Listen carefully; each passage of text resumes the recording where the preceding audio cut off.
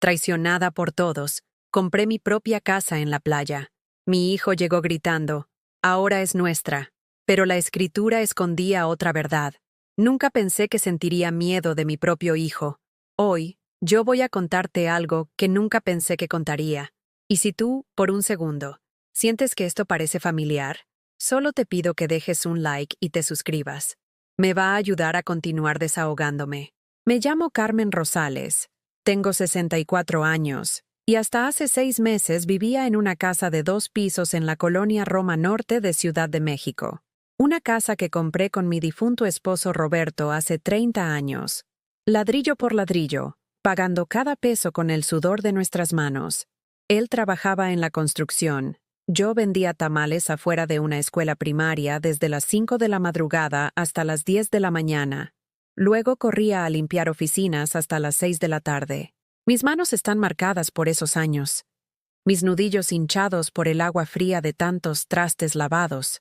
Mis uñas manchadas por la masa de maíz. Mis pies adoloridos por tantas horas paradas sobre el cemento húmedo de esas oficinas que brillaban gracias a mi trabajo nocturno.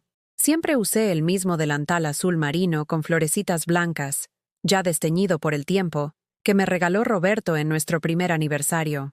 Para que sepas que eres hermosa incluso cuando trabajas, me dijo mientras me lo abrochaba por la espalda con sus manos ásperas pero tiernas. Cuando Roberto murió hace 8 años, de un infarto que se lo llevó mientras dormía, tan silencioso como había sido siempre. Mi hijo Sebastián tenía 28 años y acababa de casarse con Paola, una muchacha de Polanco que nunca me dirigió la mirada directamente. Sebastián lloraba en el funeral como un niño, aferrándose a mi brazo como lo hacía cuando era pequeño y tenía pesadillas. Ahora solo nos tenemos nosotros, mamá, me susurró entre sollozos mientras veíamos bajar el ataúd de su padre. Durante los primeros años de viudez, Sebastián venía todos los domingos a comer. Se sentaba en la misma silla de siempre, la de la esquina junto a la ventana que da al pequeño patio donde Roberto cultivaba sus jitomates. Paola lo acompañaba, pero siempre con esa sonrisa que no llegaba a los ojos, viendo su teléfono mientras yo servía el mole que había aprendido a hacer viendo a mi suegra, con ese sazón que lleva horas de paciencia y amor. Está delicioso, mamá, decía Sebastián. Y por un momento todo se sentía normal, como si Roberto fuera a llegar en cualquier momento con tierra bajo las uñas, preguntando qué había de comer. Pero las cosas cambiaron cuando nació mi primer nieto, Emiliano. De repente, las visitas se volvieron más espaciadas. Es que el bebé llora mucho, mamá. No podemos cargar con tantas cosas, me explicaba Sebastián por teléfono mientras yo escuchaba el llanto del niño de fondo. Paola había dejado de fingir cordialidad. Ahora directamente me ignoraba cuando llegaba a dejar al niño para que yo lo cuidara mientras ellos salían. Solo serán unas horas, doña Carmen, me decía, usando ese doña que sonaba más a distancia que a respeto, dejando al bebé con su pañalera y una lista escrita a mano de instrucciones tan detallada que parecía que fuera la primera vez que cuidaba a un niño, como si no hubiera criado a su esposo, como si no supiera cambiar pañales o preparar biberones. Los meses se convirtieron en una rutina agotadora. Sebastián llegaba temprano, a veces a las 6 de la mañana, tocando la puerta con esos golpecitos urgentes que me despertaban del único sueño profundo que lograba tener. Mamá, se nos hizo tarde. ¿Puedes quedarte con Emiliano? Paola tiene una cita médica y yo tengo junta. Siempre había una junta, una cita médica. Una emergencia que requería que yo suspendiera mis actividades para cuidar a mi nieto. No me malentiendas. Amo a Emiliano con toda el alma. Ese niñito de ojos grandes y sonrisa desdentada se convirtió en mi razón de vivir después de que Roberto ya no estuviera. Cuando lo cargaba, cuando le cantaba las mismas canciones de cuna que le cantaba a Sebastián, cuando lo veía dormirse en mis brazos, sentía que Roberto seguía ahí, en esa carita que se parecía tanto a la de su papá cuando era pequeño. Pero había algo que me dolía en el alma. Sebastián y Paola nunca me preguntaban cómo estaba yo. Nunca se quedaban a platicar. Nunca me acompañaban en esas tardes largas que se hacían eternas en una casa que había sido construida para 2 personas y ahora solo albergaba mis recuerdos y el eco de mis pasos. La primera vez que les dije que me sentía cansada, que tal vez podrían buscar una guardería para Emiliano. Paola me miró como si hubiera dicho una grosería. Ay, doña Carmen, las guarderías están carísimas. Además, nadie lo va a cuidar como su abuela. Sebastián asintió, pero evitando mi mirada, ese gesto que había aprendido desde niño cuando sabía que estaba pidiendo algo que no debería pedir. Fue en una tarde de marzo, mientras le daba de comer papilla de zanahoria a Emiliano en la cocina, que sonó mi teléfono. Era Sebastián, pero su voz sonaba diferente, más firme, más adulta, más fría. Mamá, necesito que hablemos. ¿Pasó algo? ¿Están bien? Sí, sí. Pero, bueno, ¿es que Paola está embarazada otra vez? Debí sentir alegría. Debí gritar de emoción como las abuelas de las novelas. En cambio, sentí un peso en el estómago, una premonición de que esa llamada iba a cambiar todo. ¡Qué maravilloso, hijo! ¿Cómo se siente Paola? Bien, bien. Pero el tema es que, bueno, vamos a necesitar más espacio. Y la verdad, mamá, esa casa está muy grande para ti sola. El aire se me escapó de los pulmones como cuando era niña y me caía de la bicicleta. Emiliano siguió comiendo su papilla, ajeno a que el mundo de su abuela se estaba desmoronando con una simple llamada telefónica. ¿Qué quieres decir, Sebastián? Que te vendríamos a acompañar. Tú sabes, para que no estés sola, y nosotros tendríamos más espacio para los niños. Sería perfecto para todos. Perfecto para todos. Esa frase se me quedó grabada como hierro caliente en la memoria. Esa noche no pude dormir. Me quedé sentada en la mecedora de Roberto, la misma donde él se quedaba dormido viendo el fútbol los domingos, con una cobija tejida sobre las piernas que ya no tenía quien las calentara. La casa crujía con esos sonidos que solo se escuchan en la madrugada, cuando el silencio es tan profundo que hasta los recuerdos hacen ruido. Pensé en todo lo que había hecho por Sebastián desde que nació. Recordé esas noches cuando tenía fiebre, y yo me quedaba despierta, poniendo trapos húmedos en su frente, tomándole la temperatura cada hora, susurrándole oraciones que mi madre me había enseñado. Roberto trabajaba turnos dobles en esa época, así que era solo yo, mi hijo enfermo, y el miedo de cualquier madre primeriza que no sabe si está haciendo las cosas bien. Cuando Sebastián tenía 12 años y quería una bicicleta para su cumpleaños, vendí mi única cadena de oro, la que Roberto me había regalado en nuestra boda. Era delgadita, sin pretensiones, pero era mía. La llevé a la casa de empeño de la Avenida Insurgentes un martes por la mañana, después de dejar a Sebastián en la escuela. El señor detrás del mostrador la pesó con esa balanza pequeña y me ofreció 500 pesos. ¿Nada más? Le pregunté. Es oro de 14 quilates, señora. No vale mucho. Para mí valía todo, pero valía menos que la sonrisa de mi hijo cuando vio esa bicicleta azul con llantitas blancas esperándolo en el patio. Se abrazó a mí tan fuerte que pensé que me iba a quebrar las costillas.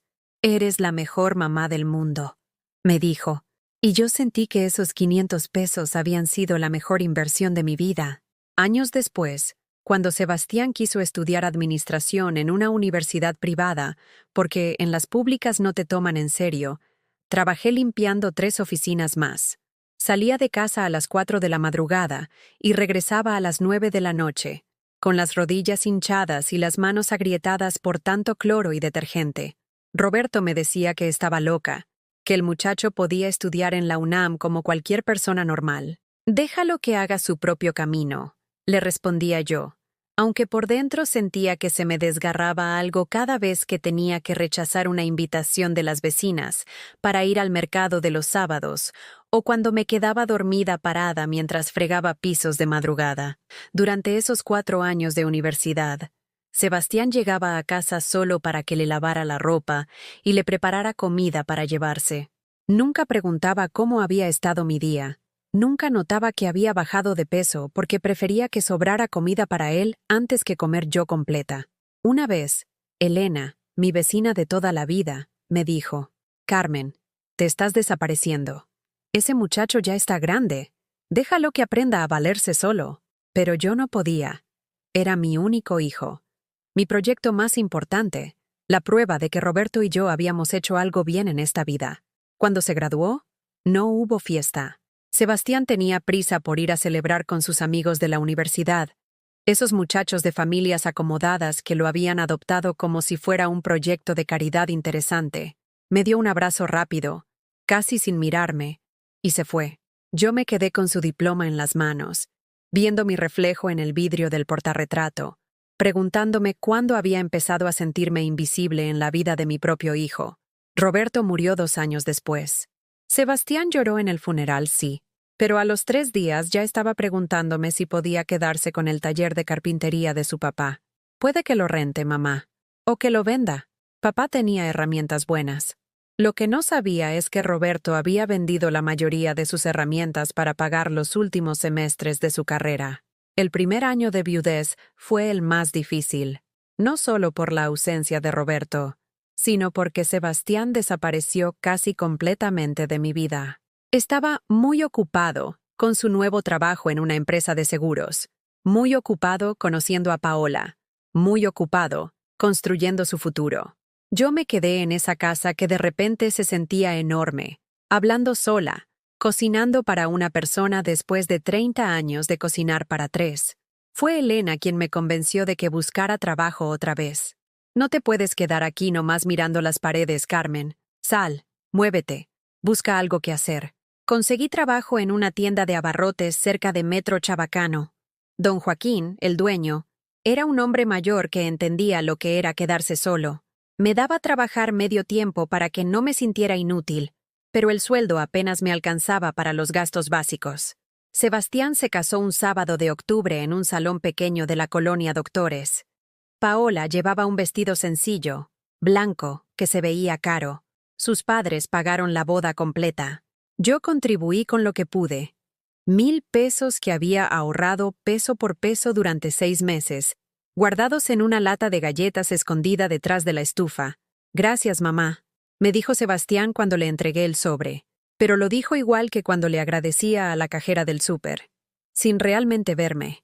Durante el primer año de matrimonio, Sebastián y Paola vinieron algunas veces a comer. Paola se quejaba de todo, que la comida tenía mucha sal, que la casa olía a humedad, que el sofá estaba muy hundido. Yo trataba de arreglar todo lo que decía. Cambiaba los ingredientes de la comida, compraba aromatizantes para la casa, ponía cojines extras en el sofá. No tienes que complacerla en todo, me decía Elena cuando le platicaba. Esa muchacha no te va a querer nunca, no importa lo que hagas. Pero yo seguía intentando. Cuando se embarazó de Emiliano, yo tejí cobijitas, compré biberones, preparé el cuarto que había sido de Sebastián para cuando vinieran a visitarme con el bebé. Paola recibía todo con esa sonrisa fría, como si yo fuera una tía lejana que había que tolerar por educación. Cuando nació Emiliano, sentí que el corazón se me iba a salir del pecho. Era idéntico a Sebastián bebé. La misma nariz pequeñita, los mismos ojos grandes y oscuros, las mismas manitas perfectas que se aferraban a mi dedo como si supiera que yo era su abuela. Es hermoso, le dije a Paola mientras lo cargaba por primera vez en el hospital. Ella apenas asintió, más preocupada porque las enfermeras le llevaran hielo para su bebida. Los primeros meses, Sebastián me hablaba todos los días. Mamá, Paola está muy cansada. ¿Podrías venir a ayudarnos? Y yo iba. Dejaba la tienda, tomaba 2 peceros para llegar hasta su departamento en la colonia del Valle y me quedaba todo el día limpiando, cocinando, cargando al bebé para que Paola pudiera dormir. Nunca me pagaban el pasaje. Nunca me ofrecían quedarme a comer. Cuando terminaba, Sebastián me agradecía con un beso en la frente y me acompañaba a la puerta. Que llegues bien, mamá. Así pasaron los meses. Yo dejando todo cada vez que ellos necesitaban algo, corriendo a cuidar a Emiliano cuando tenían compromisos, lavando ropa de bebé en mi casa porque la lavadora del departamento es muy pequeña. Mi vida se había convertido en un satélite que giraba alrededor de las necesidades de mi hijo y su familia. Una tarde, mientras le cambiaba el pañal a Emiliano en mi casa, encontré un papel arrugado en la pañalera. Era una cuenta del banco. Sebastián y Paola habían ahorrado 200,000 pesos. Más dinero del que yo había visto junto en toda mi vida. Sin embargo, nunca se habían ofrecido a ayudarme con nada, ni cuando se me descompuso el refrigerador y tuve que comer pura comida enlatada durante 2 semanas, hasta que pude juntar para arreglarlo. Ni cuando me dio gripe y estuve 3 días sin poder levantarme de la cama. Guardé el papel donde lo encontré, pero algo dentro de mí se rompió ese día. Una grieta pequeñita, casi imperceptible, pero que ya estaba ahí. La grieta se hizo más grande 3 semanas después, cuando llegué a cuidar a Emiliano y escuché a Sebastián hablando por teléfono en la cocina. Su voz se oía diferente, más relajada, riéndose de algo que le decía la persona del otro lado. Sí, güey. Ya sabes cómo es mi mamá. Le dices que cuide al niño y viene corriendo. Es re fácil. Se rió otra vez. Una risa que me atravesó el pecho como un cuchillo. Paola dice que es como tener una sirvienta gratis que además te ama incondicionalmente. Me quedé paralizada en la sala, con Emiliano en brazos, sintiendo como si me hubieran vaciado por dentro. ¿Sirvienta gratis? ¿Eso era yo para ellos? La neta, no sé qué haríamos sin ella. Con lo que nos ahorramos en guardería podemos irnos de vacaciones otra vez. ¿Ya viste las fotos que subió Paola de Cancún? Estuvieron padrísimas. Cancún. Habían ido a Cancún mientras yo me quedaba cuidando a su hijo, comiendo frijoles refritos con tortillas duras porque no tenía dinero para más. Y ellos presumiendo fotos en playas paradisíacas, bebiendo cócteles bajo sombrillas de colores. Sebastián colgó y regresó a la sala como si nada. ¿Cómo está el campeón?, le dijo a Emiliano con esa voz melosa que usan los papás cuando llegan de trabajar y quieren sentirse buenos padres por 5 minutos. Bien, le respondí, tratando de que mi voz sonara normal. ¿Se divirtieron en Cancún? Por un segundo, vi algo en sus ojos, como si tratara de recordar si me había contado del viaje. Ah, sí, estuvo bien. Necesitábamos descansar. Mientras yo trabajaba gratis cuidando a su hijo. Esa noche, en mi casa, abrí una botella de vino barato que tenía guardada desde Navidad. Era de esos vinos que compras en el súper cuando está en oferta, pero me sabía amargo, como todo últimamente.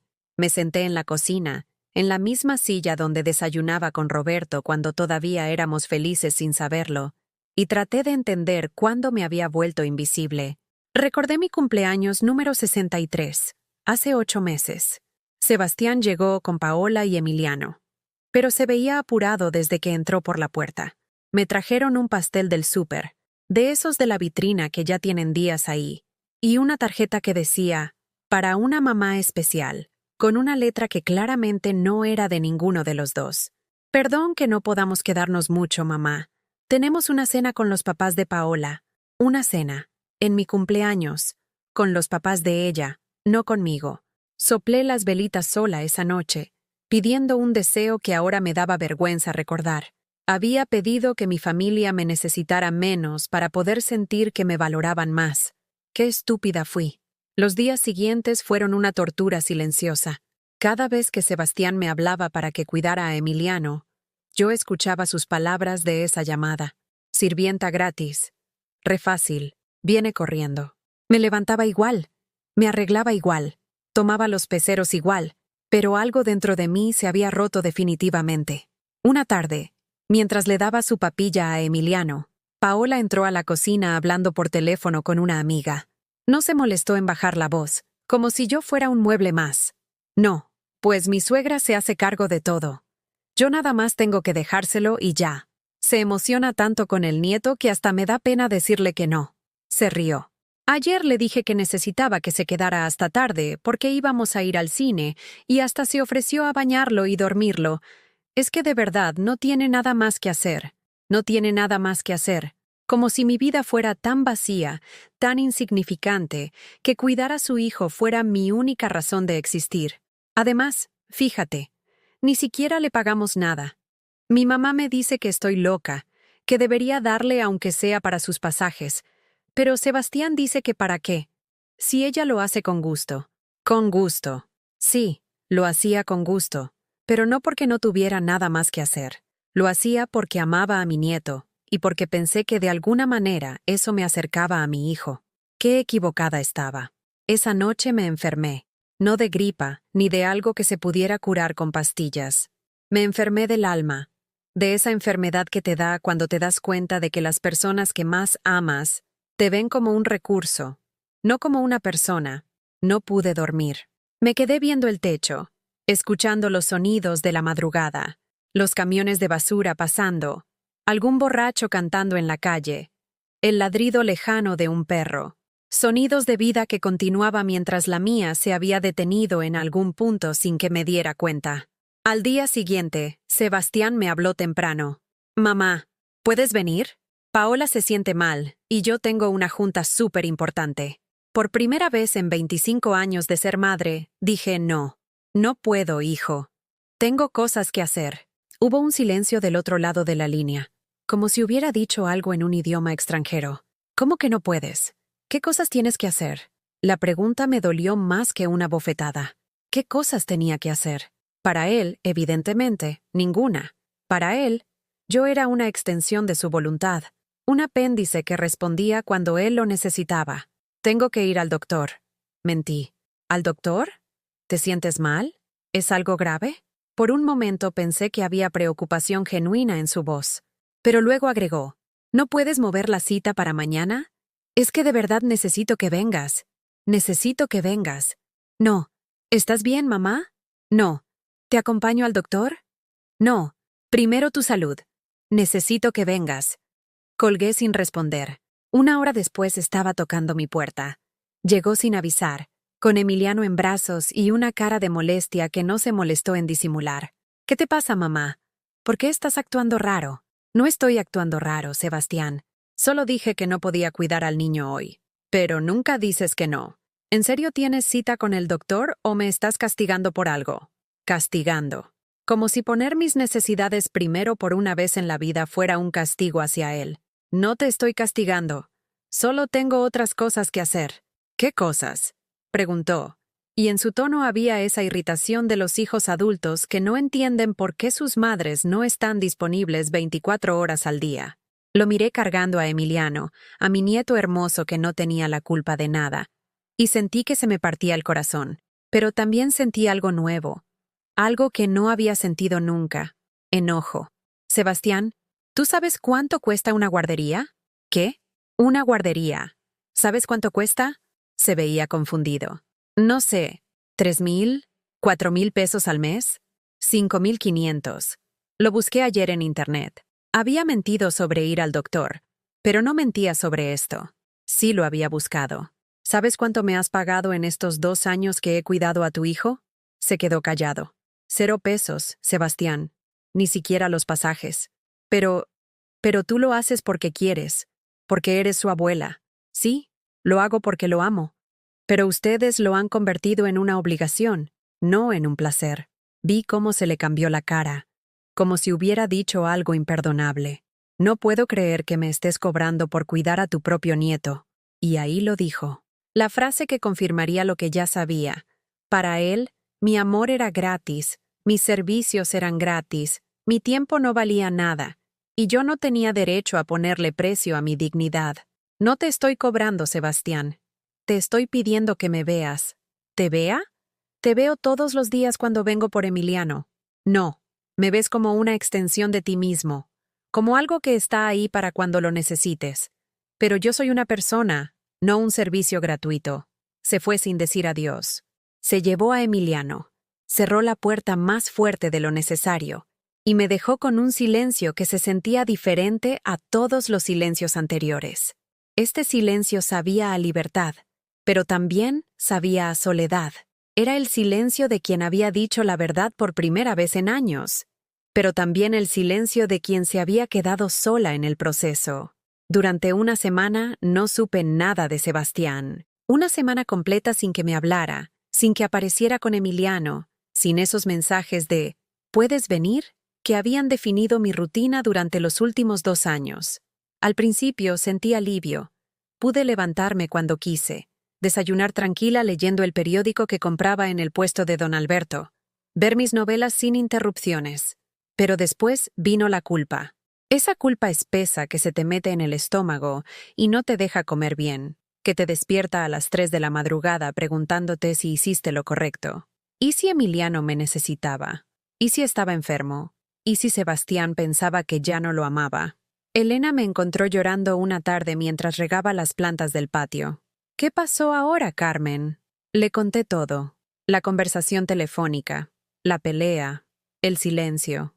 Elena me escuchó con esa paciencia de las amigas de toda la vida, las que te conocen desde antes de que fueras madre, y recuerdan quién eras cuando todavía tenías sueños propios. Carmen, tú no eres su empleada, eres su madre, y un hijo que no sabe la diferencia. No merece ni tu tiempo ni tus lágrimas. Pero es fácil decirlo cuando no es tu hijo, cuando no lo cargaste 9 meses, cuando no pasaste noches en vela porque tenía cólicos, cuando no vendiste tus cosas para que estudiara. Elena no entendía que aunque Sebastián me hubiera decepcionado, seguía siendo mi único hijo, la única familia que me quedaba en este mundo. El viernes por la noche, cuando ya había decidido hablarle para disculparme, sonó mi teléfono. Era Paola. Doña Carmen, necesitamos hablar. Su voz sonaba distinta, más fría si eso era posible. No me dijo, ¿cómo está?, ni preguntó por mi salud. Directo al grano, como si fuera una junta de negocios. Sebastián me contó lo que pasó. Francamente, estoy muy decepcionada de usted. ¿Decepcionada de mí? ¿Ella, decepcionada de mí? No entiendo, Paola. Pues es muy simple. Usted le está haciendo daño psicológico a su propio nieto. Se me cortó la respiración. ¿Daño psicológico? ¿Por pedirle a mi hijo que me tratara con respeto? Emiliano llora todas las noches preguntando por su abuela. No entiende por qué de repente ya no lo quiere cuidar.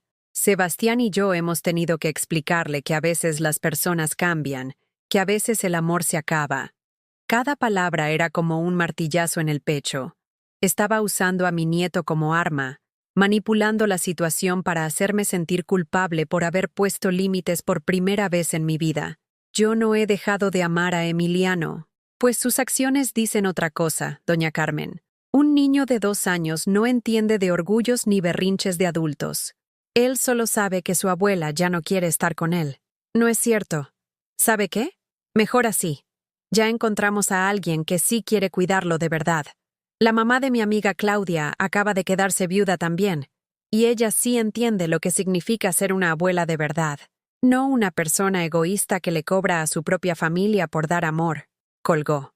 Me quedé con el teléfono en la mano, temblando, sintiendo como si me hubieran golpeado con un bate de béisbol. ¿Egoísta?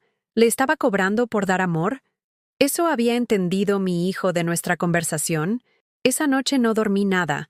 Daba vueltas en la cama escuchando las palabras de Paola una y otra vez.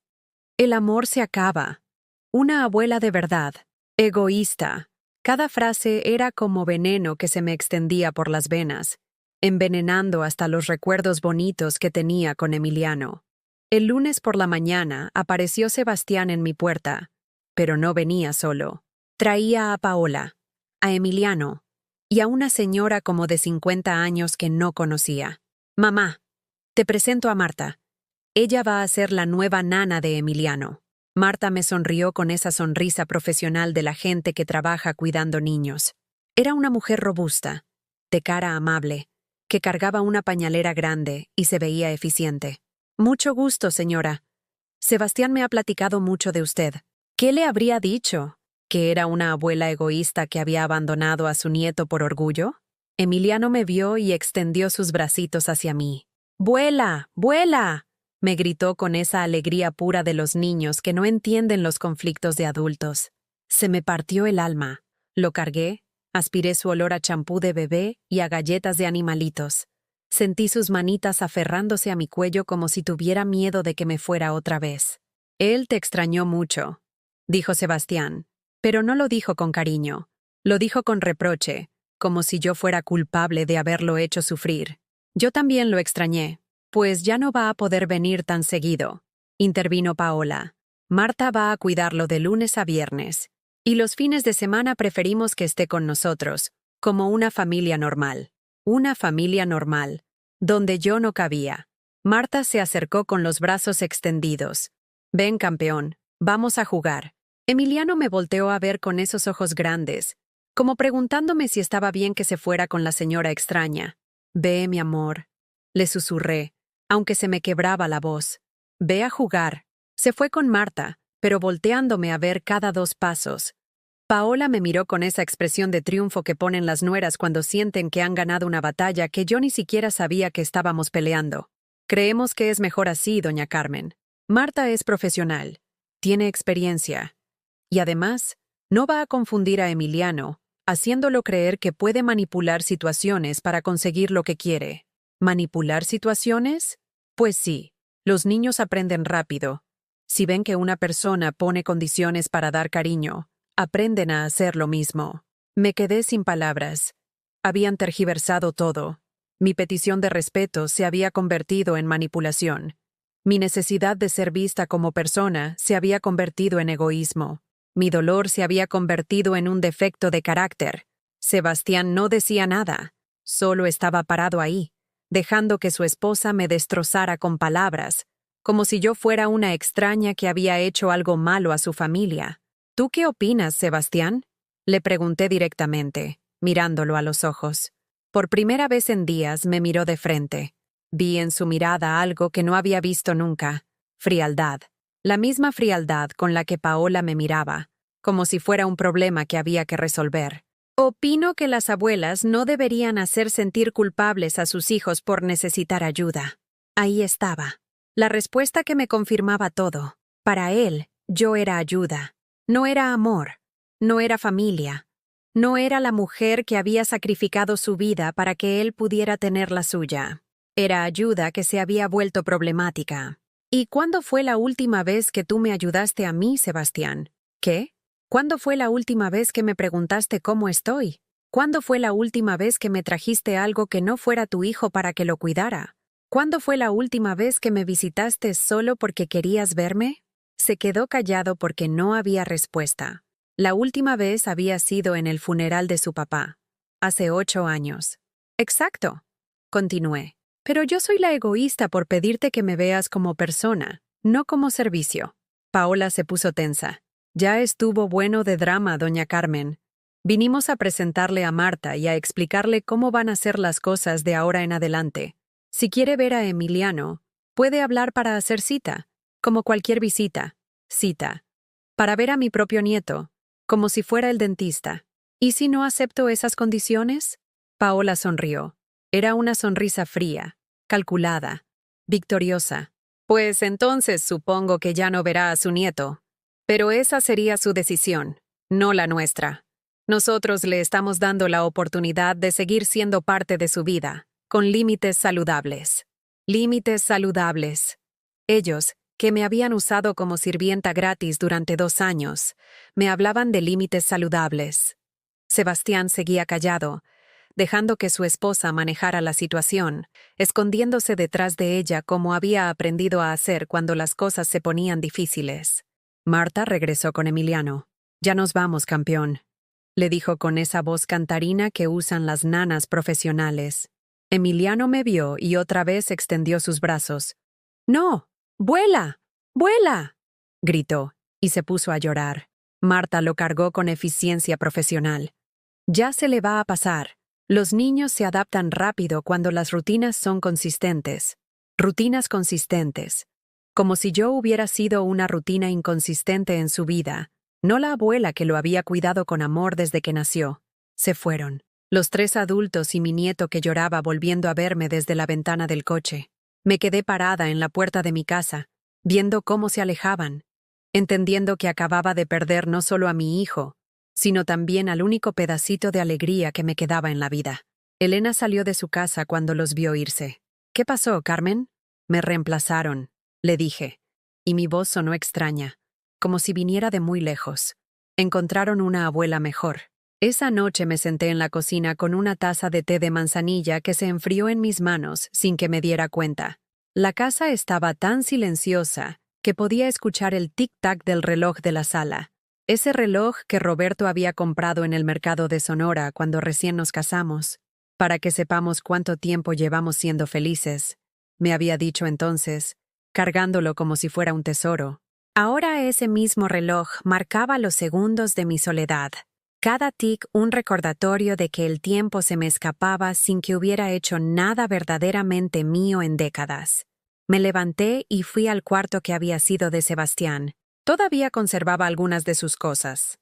trofeos de fútbol del colegio, libros de texto universitarios que nunca se llevó, una foto suya graduándose donde yo aparezco a su lado, sonriendo con esa felicidad de las madres que creen que los logros de sus hijos son también suyos. Abrí el cajón del escritorio donde guardaba papeles importantes. Hasta atrás, envuelto en una servilleta de tela que había sido de mi mamá, estaba lo que había estado buscando. Un sobre amarillo que no había abierto en 8 años. Era la póliza de seguro de vida de Roberto. Cuando murió, el dinero había llegado, pero yo nunca lo toqué. No sabía por qué. Tal vez porque gastarlo significaba aceptar definitivamente que se había ido. O tal vez porque en el fondo siempre pensé que ese dinero sería para emergencias de Sebastián. Una herencia anticipada que mantuve intacta por si algún día la necesitaba. 120,000 pesos. No era una fortuna, pero era más dinero del que había tenido junto en toda mi vida. Al día siguiente fui al banco. La ejecutiva de cuentas, una muchacha muy joven que me trataba con esa cortesía profesional que usan con las personas mayores, me explicó las opciones de inversión mientras yo la miraba sin entender la mitad de lo que decía. ¿Para qué necesita el dinero, señora Rosales? ¿Es para ayudar a algún familiar? No, le dije. Y fue la primera vez que esa palabra me sonó poderosa en lugar de culposa. Es para mí. Salí del banco con un cheque de gerencia y una sensación extraña en el pecho. Durante 40 años había tomado decisiones pensando primero en Roberto, después en Sebastián, siempre en alguien más. Esta era la primera vez que hacía algo solo para Carmen. Elena me esperaba en la puerta de mi casa con esa sonrisa de cómplice que ponen las amigas cuando saben que estás haciendo algo que va a cambiar tu vida. ¿Ya lo hiciste? Ya lo hice. Había comprado una casita en Puerto Escondido, Oaxaca, un lugar al que había ido una vez con Roberto cuando Sebastián era chiquito. Unas vacaciones baratas donde habíamos rentado un cuarto pequeño y comido mariscos en fondas de la playa. Roberto había dicho entonces, algún día, cuando me jubile, me gustaría vivir cerca del mar. Nunca se jubiló. Murió con el uniforme de obrero puesto, con callos en las manos y sueños aplazados en el corazón. Pero yo sí podía cumplir ese sueño, por él y por mí. La casita era pequeña, de 2 recámaras, con un patio chiquito donde ya había un limonero y espacio para sembrar flores. Estaba a 3 cuadras de la playa, en una calle tranquila donde vivían principalmente pescadores y sus familias. No era lujosa, pero era nueva, limpia y completamente mía. El señor que me la vendió, don Aurelio, era un hombre mayor que había construido la casa para su hija, pero ella se había ido a vivir a Estados Unidos y no había regresado. Mejor que la use alguien que la va a querer, me dijo mientras firmábamos los papeles. Las casas vacías se ponen tristes, como las madres, pensé. Pero no lo dije. Los primeros días después de la compra me sentía rara, como si hubiera hecho algo malo. Me despertaba esperando que sonara el teléfono, que fuera Sebastián pidiendo disculpas, que todo volviera a ser como antes. Pero el teléfono no sonaba, y poco a poco fui entendiendo que, como antes, ya no existía, que tal vez nunca había sido tan bueno como yo recordaba. Empecé a hacer listas de lo que me llevaría a Oaxaca. No era mucho. Mi ropa, algunos trastes, las fotos que realmente me importaban, los libros que Roberto me había regalado y que nunca había tenido tiempo de leer completos. Todo cabía en 10 cajas de cartón, y eso me hizo pensar en lo poco que había acumulado para mí misma en 64 años de vida. Elena me ayudó a empacar.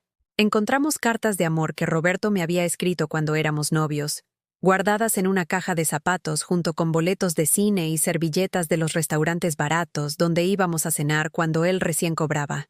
«Mira esto», me dijo Elena leyendo una de las cartas. Roberto te escribía como poeta.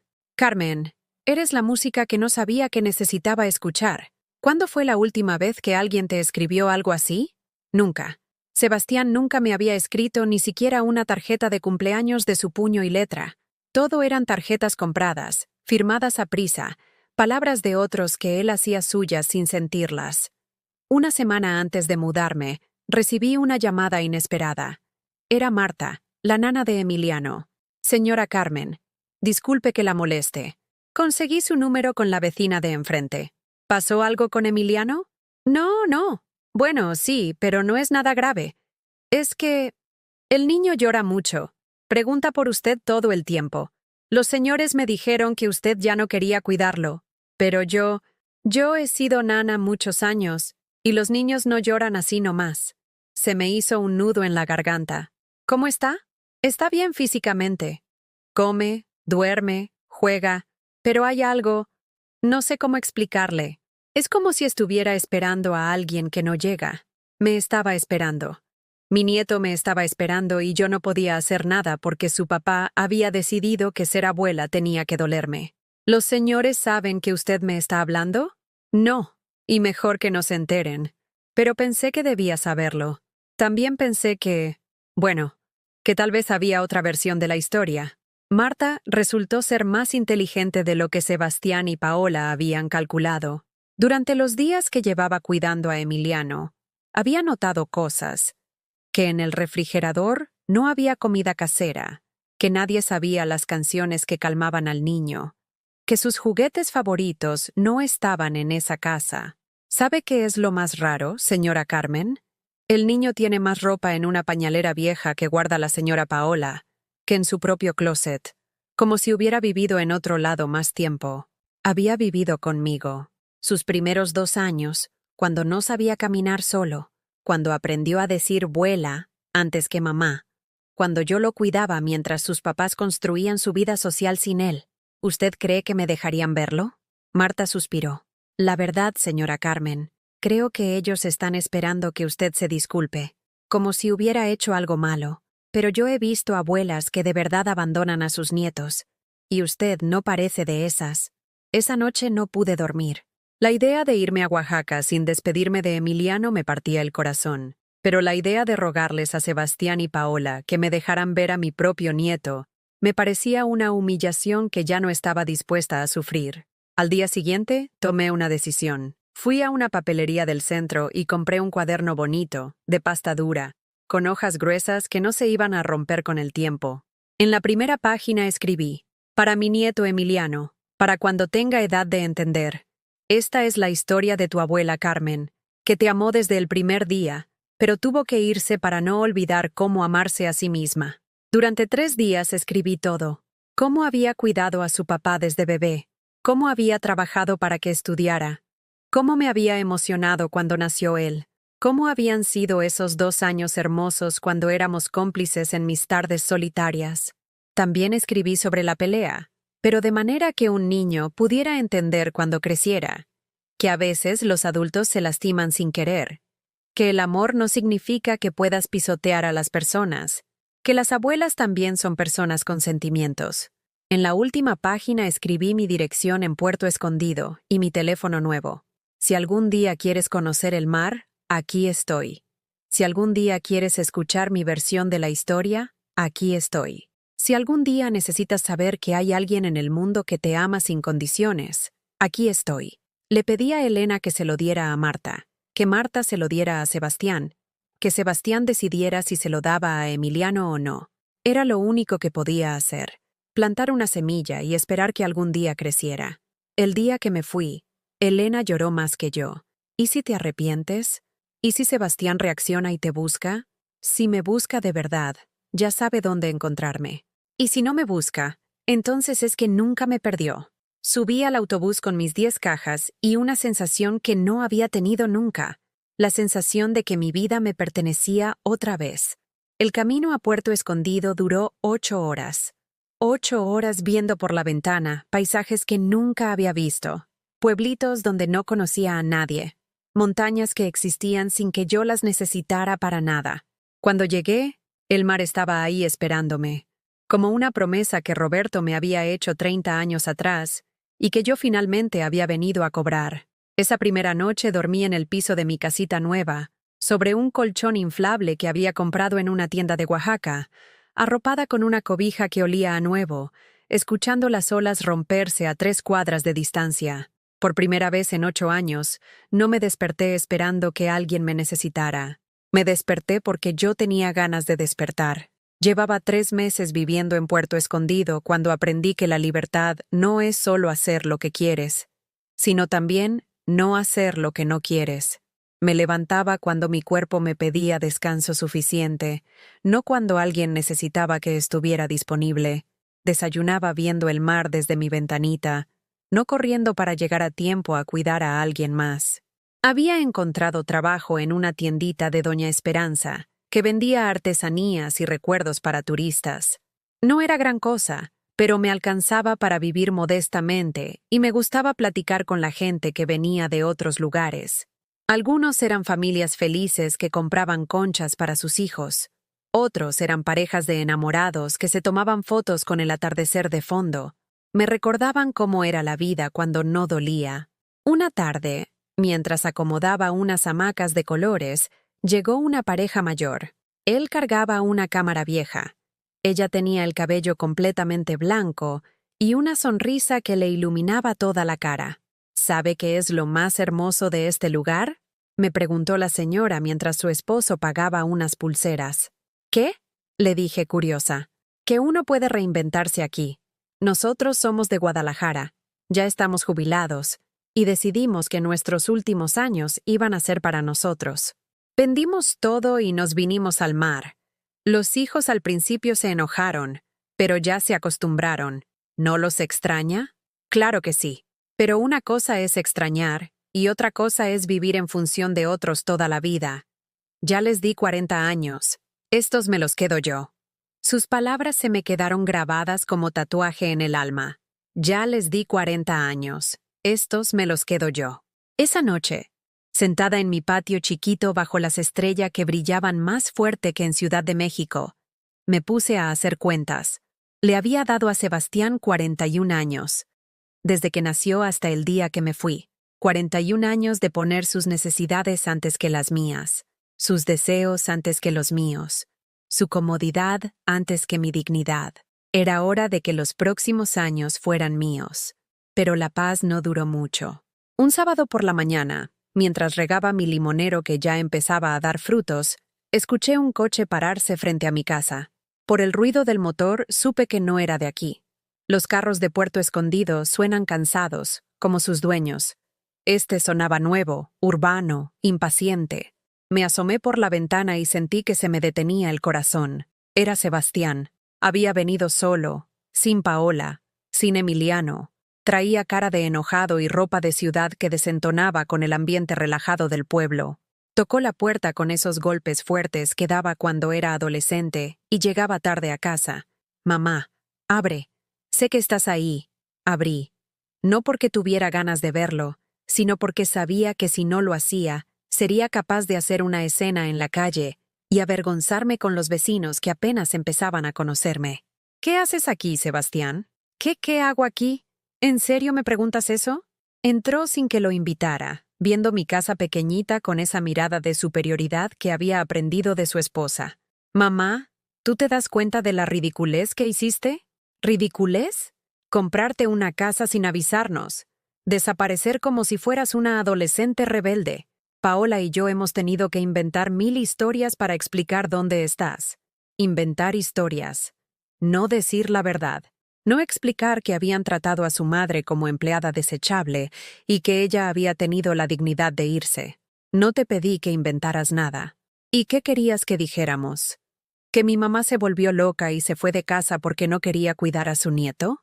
Ahí estaba otra vez. La misma versión distorsionada de los hechos.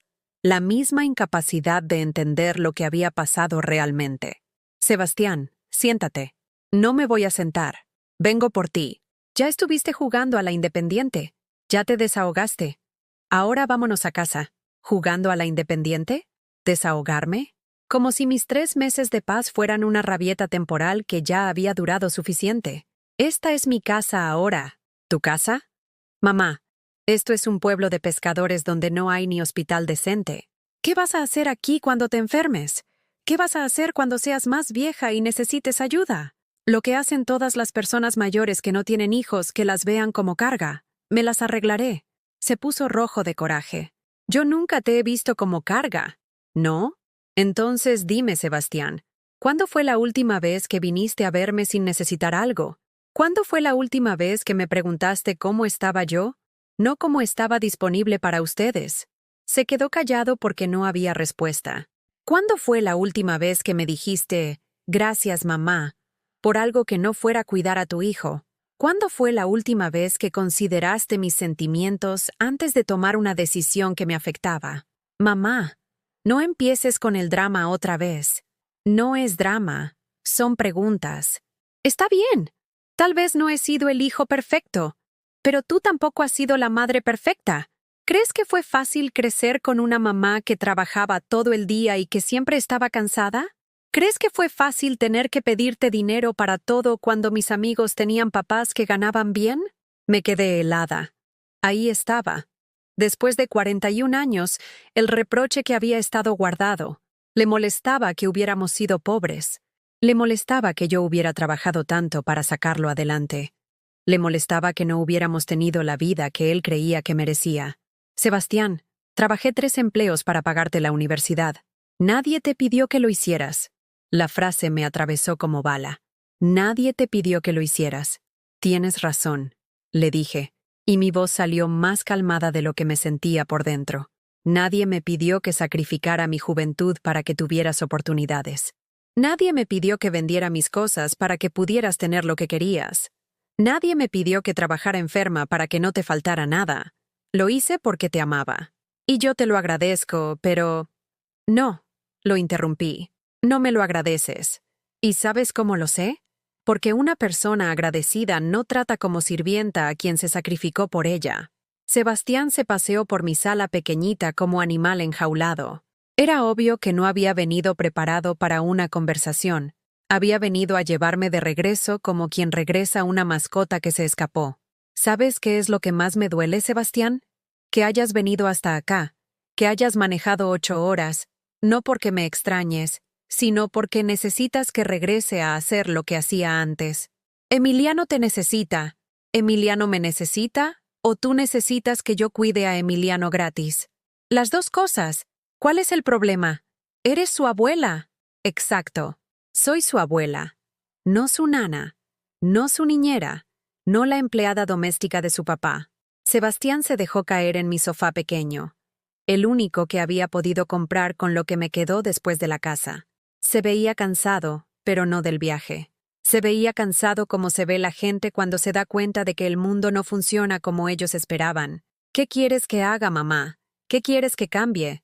Era la primera vez en meses que hacía una pregunta en lugar de dar una orden o hacer un reproche. Quiero que me veas, Sebastián. Que me veas como persona, no como extensión de ti. Quiero que entiendas que cuando me necesites, no soy tu recurso gratuito. Soy tu mamá que está eligiendo ayudarte. Está bien, te veo. No, ahorita no me ves. Ahorita estás calculando qué tienes que decir para convencerme de regresar.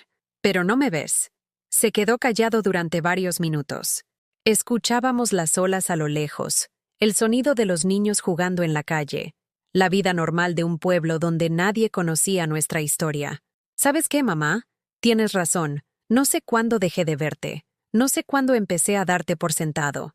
Su voz se quebró un poquito, pero no sé cómo arreglarlo. Empiezas por no decirme que regrese. Empiezas por preguntarme cómo estoy aquí. ¿Cómo estás aquí? Estoy en paz, Sebastián. Por primera vez en décadas, estoy en paz. ¿Y eso significa que ya no me quieres? Significa que me quiero a mí también. Sebastián se quedó 2 días en Puerto Escondido. Durmió en un hotelito del centro, pero vino a desayunar conmigo las 2 mañanas. No hablamos de regresar. No hablamos de Emiliano. No hablamos de responsabilidades. Hablamos de cómo sabía el café con pan dulce de la panadería de Don Ramón, de cómo se veía el atardecer desde la playa, de cómo su papá habría amado ese lugar. El último día, antes de irse, me dijo, no sé si Paola va a entender esto. Entonces explícale. Y si no entiende, esa es su decisión. Pero no voy a regresar a ser invisible para que ella esté cómoda. Se fue sin prometerme nada, pero también sin exigirme nada. Era un progreso pequeño, pero era progreso. Esa noche, por primera vez desde que se había ido, no me sentí culpable por estar donde estaba. Pasaron 2 meses más sin noticias de Sebastián. 2 meses en los que empecé a creer que tal vez, solo tal vez, nuestra conversación había servido de algo. Que tal vez estaba reflexionando, hablando con Paola, encontrando la manera de construir una relación diferente conmigo, una relación donde yo fuera su mamá, no su empleada. Durante ese tiempo, mi vida en Puerto Escondido había encontrado un ritmo que me gustaba. Trabajaba en la tiendita de Doña Esperanza por las mañanas. Por las tardes leía en mi patio o caminaba por la playa. Y por las noches cocinaba para mí. Comida sencilla, pero mía. Cada peso que ganaba era mío. Cada decisión que tomaba era mía. Cada momento de mi día me pertenecía. Había hecho amigas también. Estaba Lupita, la vecina de al lado, que vendía tamales oaxaqueños los fines de semana y me había enseñado su receta secreta.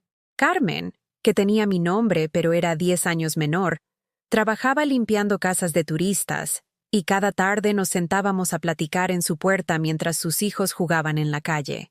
Y doña Rosa, una señora de 70 años que había enviudado hace poco y entendía esa sensación de estar empezando la vida otra vez cuando ya creías que se había terminado. Fíjate que es raro, me decía doña Rosa una tarde mientras tomábamos agua de Jamaica en su portal, pero desde que murió mi Evaristo, tengo la sensación de que estoy volviendo a ser yo, como si hubiera estado dormida 40 años y apenas estuviera despertando.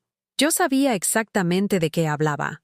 Un miércoles por la tarde, mientras ayudaba a un turista francés que quería comprar un regalo para su esposa, sonó mi teléfono. Era un número de la Ciudad de México que no conocía. ¿Señora Carmen Rosales? Sí, soy yo. Habla el licenciado Martínez, del despacho jurídico Guerrero y Asociados. La llamo porque su hijo Sebastián Rosales nos contrató para representarlo en un asunto legal que la involucra a usted. Se me heló la sangre. ¿Asunto legal? No entiendo, licenciado.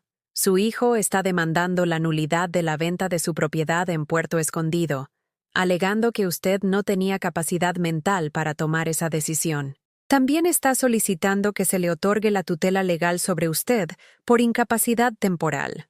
Las palabras me llegaron como cachetadas. Incapacidad mental.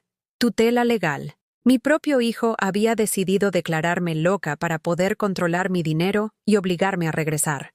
Licenciado, ¿usted conoce los términos de esa demanda? Sí, señora. Su hijo alega que usted gastó los ahorros familiares de manera irresponsable, que se fue de casa sin avisar, que está viviendo en condiciones inadecuadas para una persona de su edad, y que muestra signos de deterioro mental que la hacen incapaz de manejar sus propios asuntos. Cada palabra era una puñalada. Sebastián había construido una narrativa en la que yo era una viejita senil que había enloquecido y dilapidado el patrimonio familiar. En esa narrativa, él era el hijo responsable que trataba de protegerme de mí misma.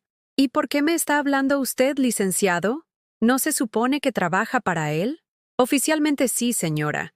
Pero tengo que decirle que después de revisar el caso, hay cosas que no me cuadran. Su hijo me dijo que usted estaba viviendo en la calle, pero cuando investigué su dirección, encontré que es propietaria de una casa que compró legal y completamente.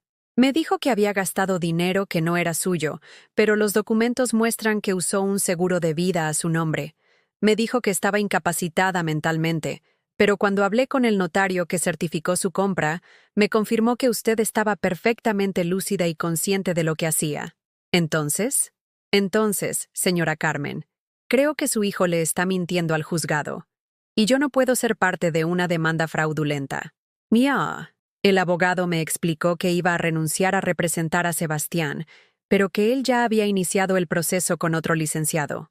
Que en 2 semanas tendría que presentarme ante un juez en la Ciudad de México para defender mi derecho a vivir mi propia vida. Cuando colgué el teléfono, me quedé sentada en mi sala durante no sé cuánto tiempo. No era solo el miedo de tener que enfrentar un juicio, era la comprensión final de hasta dónde estaba dispuesto a llegar Sebastián para controlarme. No le bastaba con haberme usado como sirvienta, no le bastaba con haberme humillado. Ahora quería declararme legalmente incapaz para obligarme a regresar a ser su recurso gratuito. Esa noche no pude dormir. Caminé por la playa hasta muy tarde, escuchando las olas y tratando de entender cómo había criado a un hijo capaz de traicionarme de esa manera. Me acordé de todas las noches que me había desvelado cuando tenía fiebre, de todos los trabajos extras que había tomado para pagarle sus caprichos, de todas las veces que había puesto sus necesidades antes que las mías. Y me acordé también de Roberto. Carmen me había dicho una vez cuando Sebastián era adolescente y había llegado borracho a casa: no confundas amar a tu hijo con dejar que te falte al respeto. Si le permites todo, le vas a enseñar que puede pisotear a las personas que lo aman. No le había hecho caso entonces. Pensé que Roberto era muy duro, que no entendía el amor de madre. Ahora me daba cuenta de que había tenido razón. Al no ponerle límites a Sebastián, le había enseñado que mi amor era incondicional, pero mi dignidad era negociable. Al día siguiente llamé a Elena. Lloramos juntas por teléfono durante 1 hora. Carmen, ese muchacho se volvió loco. ¿Cómo va a demandar a su propia madre? No está loco, Elena. Está desesperado. Se dio cuenta de que perdió su sirvienta gratis y está dispuesto a todo para recuperarla. ¿Qué vas a hacer? Voy a pelear. Voy a ir a la ciudad. Voy a conseguir un abogado. Y le voy a demostrar al mundo entero que estoy más cuerda ahora que en todos los años que viví para complacer a otros. Elena me recomendó a una abogada feminista que defendía casos de violencia económica y familiar. Se llamaba licenciada Patricia Herrera. Tenía 50 años. Y cuando le conté mi historia por teléfono, se enojó tanto como yo. Señora Carmen, esto que está haciendo su hijo es una forma de violencia. Se llama violencia patrimonial. Y es más común de lo que usted se imagina.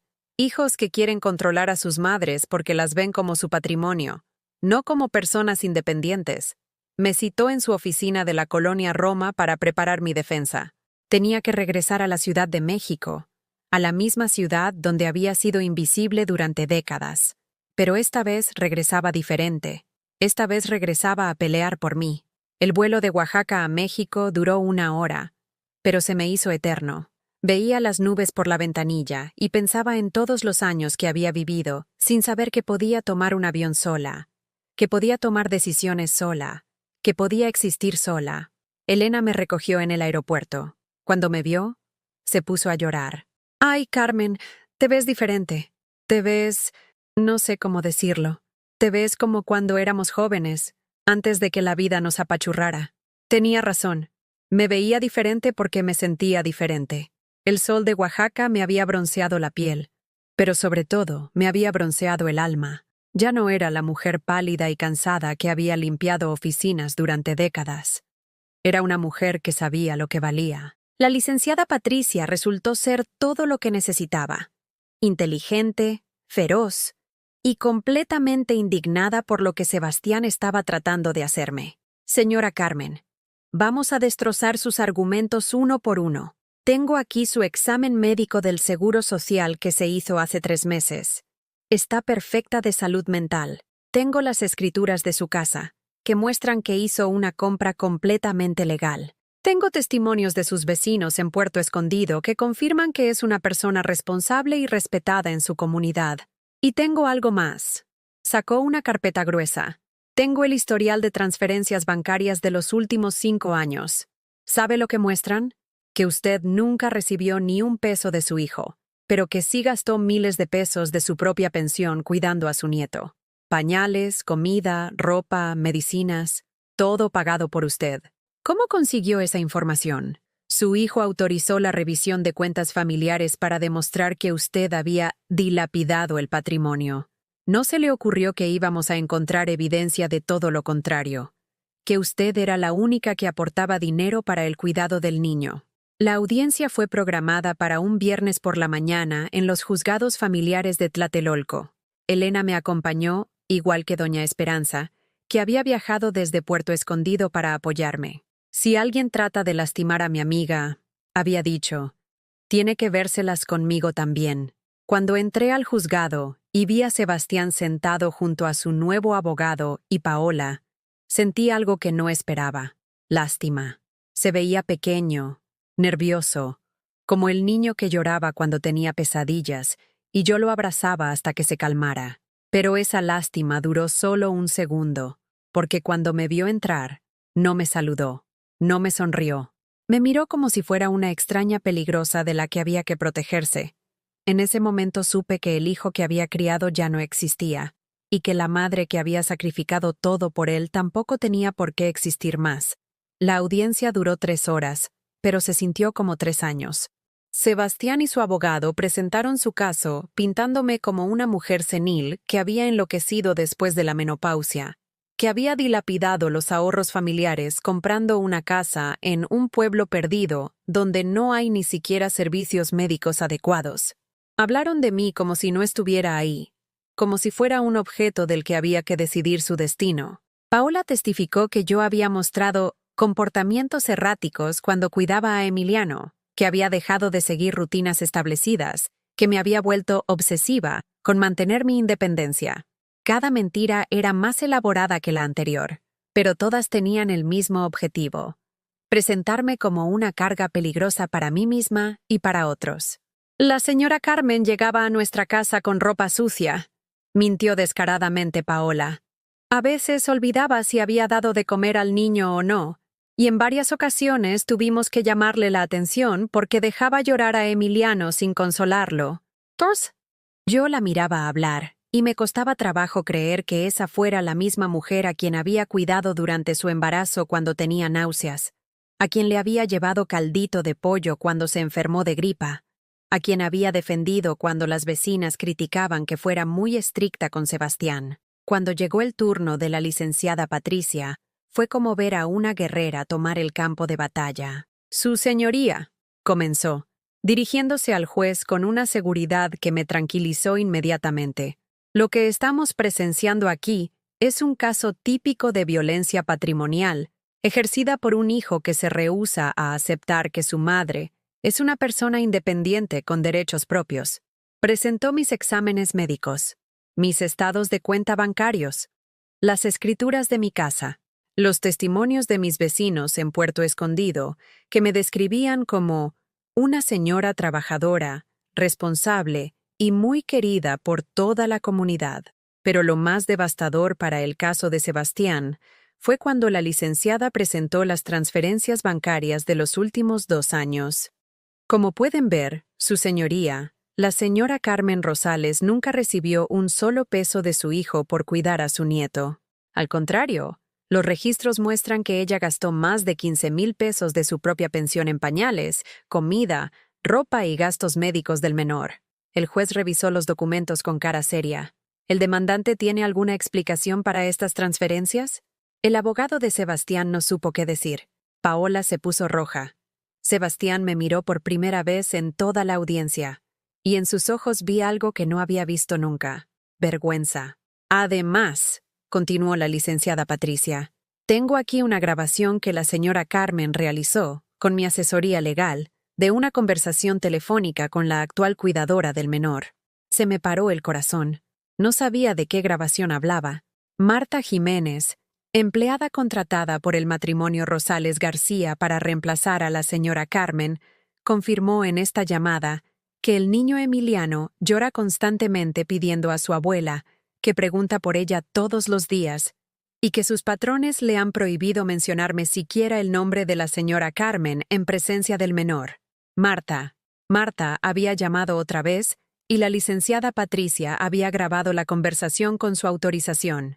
En esa grabación, Marta confirmaba que Emiliano estaba deprimido, que había dejado de comer bien, que preguntaba por mí todos los días y que Sebastián y Paola le habían dicho que la abuela ya no lo quería.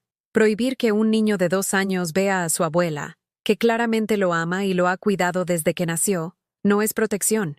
Es manipulación emocional tanto hacia el menor como hacia la señora Carmen. El juez pidió un receso de 30 minutos. Salí del juzgado temblando, no de miedo sino de rabia. Rabia por todas las mentiras que habían dicho de mí, por todos los años que había permitido que me trataran así, por haber criado a un hijo que era capaz de humillarme públicamente para salirse con la suya. Elena me abrazó en el pasillo. «Carmen, los estás destrozando ahí adentro». «Sí», le dije, «pero lo que más me duele no es ganar o perder el juicio. Es darme cuenta de que el hijo que yo crié nunca existió realmente». Cuando regresamos, el juez ya tenía su veredicto. Después de revisar toda la evidencia presentada, dijo con voz firme: Este juzgado determina que la señora Carmen Rosales está en pleno uso de sus facultades mentales y que la compra de su propiedad en Puerto Escondido fue realizada de manera completamente legal y consciente. Se deniega la petición de tutela y se desestima la demanda por nulidad de venta.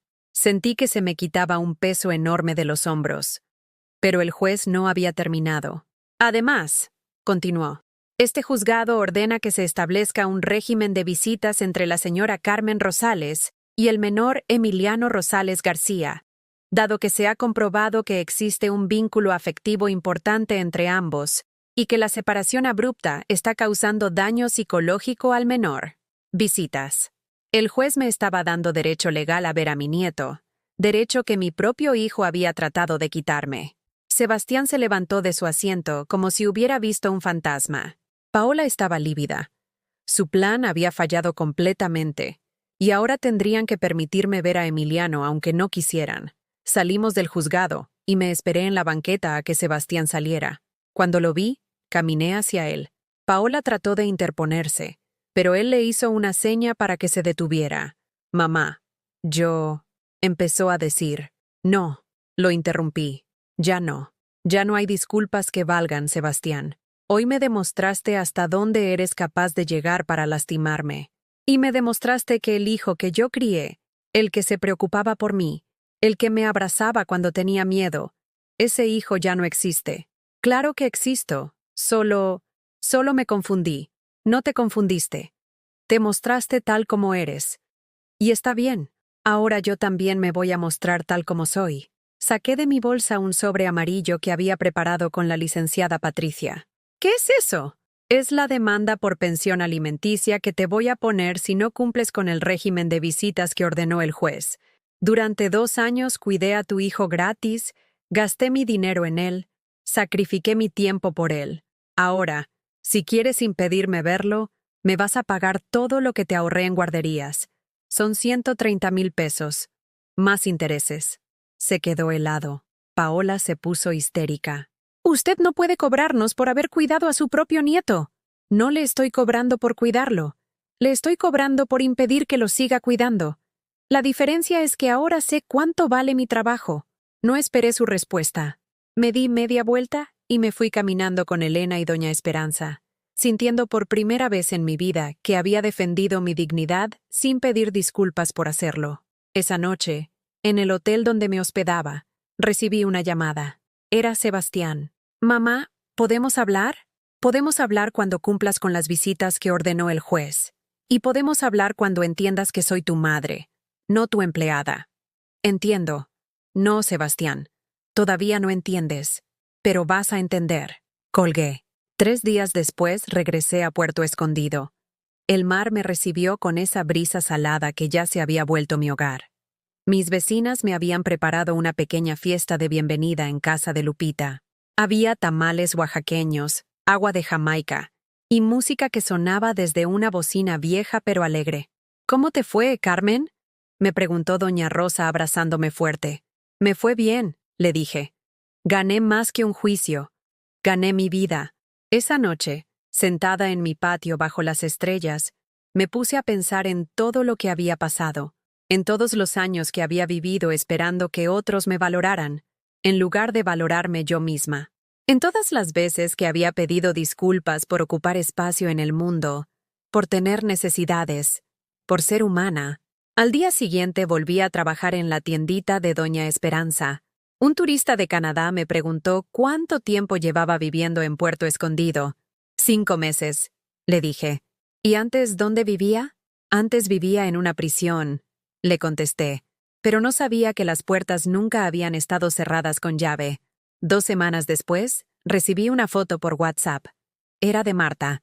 En la foto aparecía Emiliano en la playa de Puerto Escondido, construyendo un castillo de arena, riéndose con esa risa limpia de los niños que no cargan rencores de adultos. Le dije a su papá que si quería que el niño fuera feliz, tenía que traerlo a ver a su abuela, decía el mensaje. Llegamos mañana. Esa noche no pude dormir, pero no era la misma insomnio de antes, lleno de angustia y culpa. Era insomnio de alegría, de una abuela que iba a reencontrarse con su nieto en sus propios términos, en su propia casa, como la mujer plena que había aprendido a ser. Cuando vi a Emiliano correr hacia mí en la playa al día siguiente, gritando, «¡Vuela! ¡Vuela!», con los bracitos abiertos, supe que todo había valido la pena. Cada lágrima, cada noche sola, cada momento de miedo, todo había valido la pena para llegar a este momento donde podía abrazarlo siendo completamente yo misma. Sebastián se quedó a distancia, viendo cómo su hijo se reencontraba conmigo. No se acercó, no trató de controlar la situación, no puso condiciones. Por primera vez en 41 años, me estaba respetando. Era un comienzo. Han pasado 8 meses desde aquel juicio que cambió mi vida para siempre. 8 meses desde que dejé de ser la Carmen que vivía esperando migajas de amor y me convertí en la Carmen que sabe que merece ser amada completamente, o mejor sola que mal acompañada. Estoy sentada en mi terraza nueva, porque sí, amplié mi casita. Con mis propias manos y mi propio dinero, contraté a don Aurelio y sus hijos para que me construyeran esta terraza desde donde puedo ver el mar todas las mañanas. Tengo una hamaca que compré en el mercado de Oaxaca, plantas que sembré yo misma, y una mesa pequeñita donde desayuno con calma, sin prisa, sin esperar que alguien me necesite urgentemente. El trabajo en la tiendita de Doña Esperanza se convirtió en algo más. Ahora soy socia de ella. Con parte del dinero que Sebastián me pagó para evitar la demanda de pensión alimenticia, invertí en ampliar el negocio.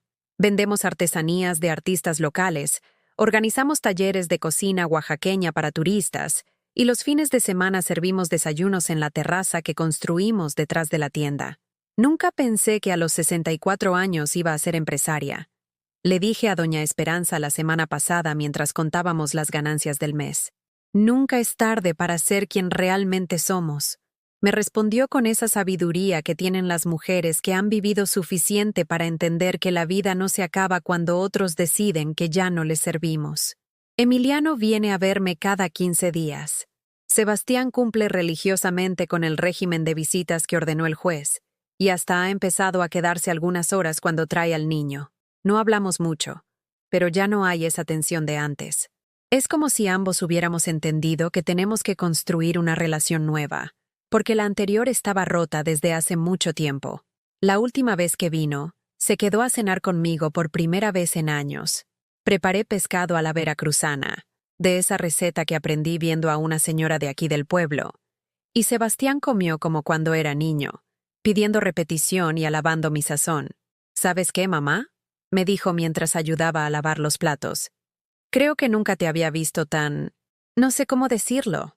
Tan tú. Tan yo como. Tan Carmen. Antes siempre te veía como mi mamá, como la esposa de mi papá, como la abuela de Emiliano. Pero nunca te veía como Carmen, la persona. Era la conversación más profunda que habíamos tenido en décadas. No pedí disculpas por haberme ido. No le di las gracias por permitirme ser yo misma. Simplemente asentí, porque era la verdad. Durante 40 años había sido todo para todos, excepto Carmen para Carmen. Paola no ha venido nunca. Sebastián me dice que ella siente que la situación es muy incómoda. Y yo le respondo que está bien. No todos tienen que formar parte de mi nueva vida. Y no voy a rogar por la aceptación de nadie. Si ella prefiere seguir viéndome como la suegra problemática que arruinó sus planes de tener una abuela esclava, esa es su decisión. Yo ya no cargo con las emociones de otras personas. Emiliano, en cambio, florece cada vez que viene. Ha aprendido a nadar en la playa de aquí, sabe los nombres de todos mis vecinos, ayuda a don Ramón en la panadería por las mañanas. La última vez que se fue, lloró pero me dijo, «Abuela, ya sé que siempre vas a estar aquí cuando regrese. Siempre voy a estar aquí. En mi casa, en mi vida, en mi lugar». Esa certeza que le doy a mi nieto es la misma que me doy a mí misma todos los días. He hecho amigas de verdad por primera vez en mi vida adulta. Amigas que me conocieron cuando ya era libre, cuando ya sabía ponerme límites, cuando ya no necesitaba la aprobación de nadie para existir. Carmen, la vendedora de tamales, me invitó a ser madrina de su hija más chiquita. Doña Rosa y yo nos hicimos socias en un pequeño huerto comunitario donde sembramos verduras para vender en el mercado local. Lupita me enseñó a hacer quesos oaxaqueños. Y yo le enseñé mis recetas de mole que aprendí de mi suegra. Son amistades diferentes a las que tenía antes. Antes mis relaciones siempre giraban alrededor de mi función como madre, como esposa, como cuidadora. Ahora mis amigas me conocen como Carmen, la que cuenta chistes mientras vende artesanías. Carmen, la que organiza posadas navideñas para todo el vecindario. Carmen, la que presta dinero sin intereses cuando alguien tiene una emergencia, pero que también dice que no cuando algo no le conviene. El mes pasado me llegó una carta que no esperaba. Era de Marta, la nana de Emiliano, pero ya no trabajaba con Sebastián y Paola. Señora Carmen, decía la carta, renuncié a cuidar a Emiliano porque me di cuenta de que lo que estaba pasando no estaba bien. Ese niño la necesita a usted, y usted tiene derecho a estar en su vida sin que nadie la chantajee o la humille. Espero que sepas que hay muchas mujeres como nosotras que hemos tenido que poner límites a nuestras propias familias para no desaparecer. Gracias por enseñarme que se puede. Lloré cuando leí esa carta. Lloré porque me di cuenta de que mi historia no era solo mía. Era la historia de miles de mujeres que habían sido criadas para creer que su valor estaba en cuánto podían sacrificarse por otros, no en cuánto podían valorarse a sí mismas. Ayer, mientras organizaba unas fotos viejas que traje de mi casa de la Ciudad de México, encontré una imagen que me sorprendió. Era una foto mía de cuando tenía 20 años, recién casada con Roberto, parada en la puerta de nuestra primera casita rentada. En esa foto, tengo la misma expresión que tengo ahora cuando me veo en el espejo, la expresión de una mujer que sabe que su vida le pertenece. Me di cuenta de que no había perdido a la Carmen de antes. La había reencontrado. Durante 40 años había estado escondida debajo de las expectativas de otros, sofocada por la necesidad de ser perfecta para todos, ahogada por la creencia de que el amor se ganaba con sacrificio. Pero esa Carmen siempre estuvo ahí, esperando el momento de poder respirar otra vez. Ahora, cuando me levanto por las mañanas, no me levanto pensando en lo que otros necesitan de mí.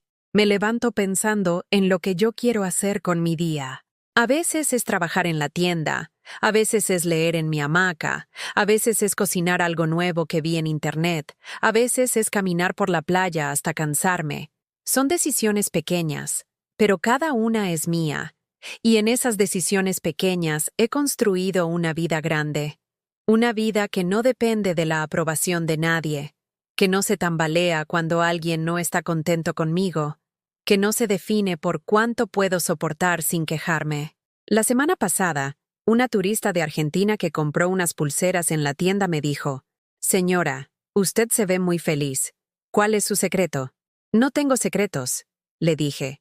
«Solo aprendí que merezco estar bien». ¿Y cómo aprendió eso? Cuando me dolió tanto estar mal que ya no pude soportarlo. Elena me viene a visitar cada 2 meses. La última vez que vino me dijo: «Carmen, a veces no puedo creer que seas la misma persona.